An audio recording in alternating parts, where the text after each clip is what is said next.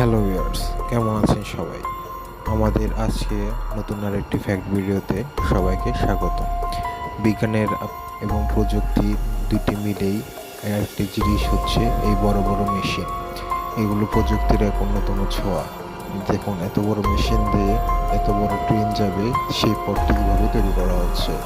বড় বড় দেশগুলোতে এবং অর্থোন্নয়নশীল দেশগুলোতে মেশিন দ্বারা এভাবে ট্রেনের কাজ করা হয় এবং এসব জিনিস অনেক তাড়াতাড়ি করা যায়।